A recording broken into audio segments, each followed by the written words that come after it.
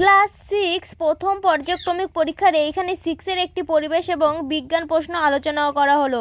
Cinchona পাওয়া যায় কার থেকে? কুইনাইন কিসের ওষুধ? তারপরে অ্যামোনিয়া একটি কী যৌগ? পাউরুটি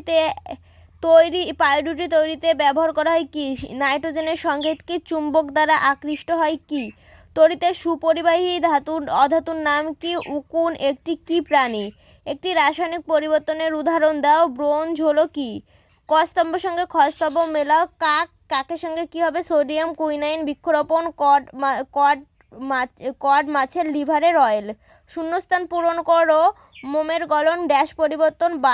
বায়ু একটি ড্যাশ পদার্থ। ইউরিয়া একটি ড্যাশ ঘাটিত সার হবে ক্ষার না। ম্যাগনেসিয়ামের চিহ্ন কি?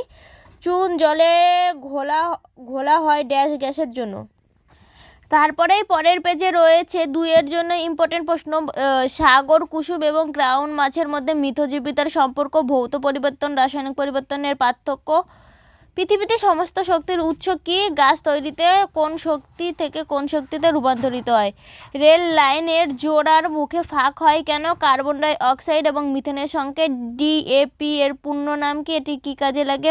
উঁচু পাহাড়ের ওপর শ্বাসকষ্ট হয় কেন? এরকমই আরও মডেল প্রশ্ন পাওয়ার জন্য আমার চ্যানেলটা অবশ্যই সাবস্ক্রাইব করে রাখো।